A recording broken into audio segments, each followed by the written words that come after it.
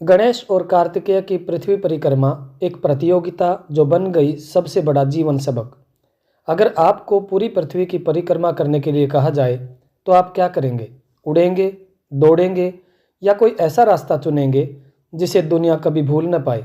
आज की कहानी सिर्फ देवताओं की नहीं है।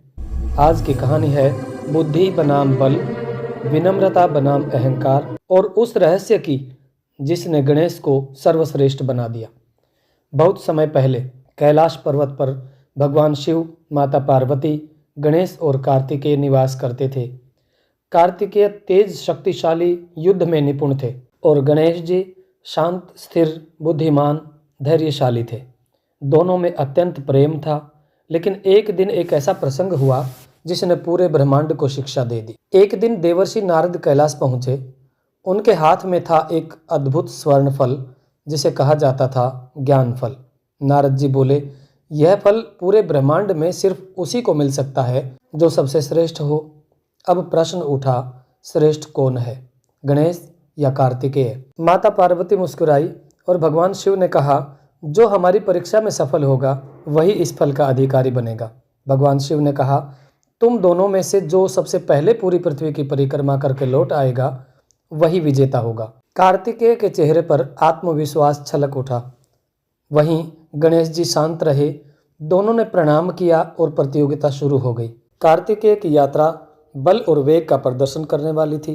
कार्तिकेय तुरंत अपने वाहन मोर पर सवार हुए। आकाश गूंज उठा।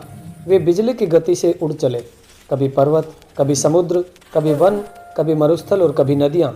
दिन और रात बदलते गए। कार्तिकेय बिना रुके आगे बढ़ते रहे। उनका लक्ष्य सिर्फ एक ही था, पहले पहुंचना। गणेश जी का निर्णय था सबको चौंकाने वाला।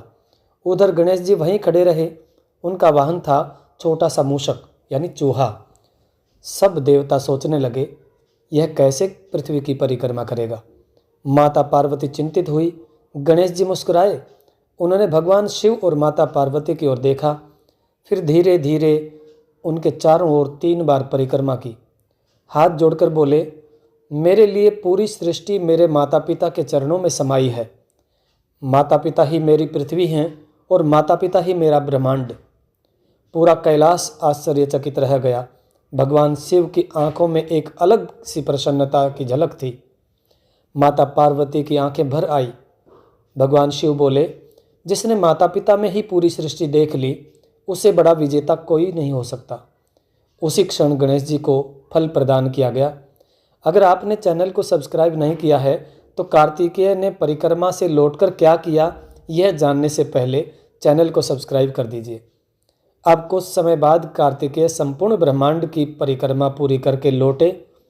उन्हें विश्वास था कि जीत उनकी ही होगी, लेकिन उन्होंने देखा फल तो गणेश के हाथ में है। कार्तिकेय का क्रोध बढ़ गया। उन्होंने कहा, यह अन्याय है। मैंने पूरी पृथ्वी की परिक्रमा की और गणेश ने तो कदम भी नहीं बढ़ाया। उसे विजेता कैसे मान सकते हैं आप?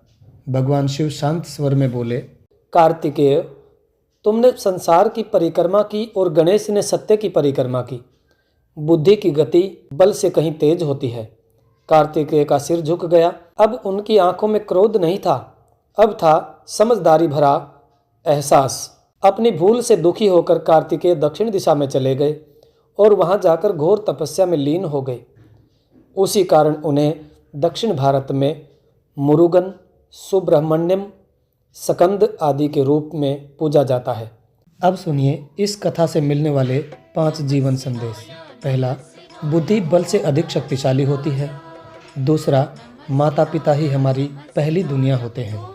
3, केवल भागना ही सफलता नहीं होती, सही सोच सबसे बड़ा मार्ग है। 4, अहंकार हार की जड़ है। 5, जो विनम्र है वही सच्चा विजेता है। आइए अब जानते हैं कहानी में आज के युग से जुड़ा संदेश क्या है। आज का इंसान भी कार्तिकेय की तरह बस दौड़ रहा है, पैसों के पीछे, नाम के पीछे और शोहरत के पीछे।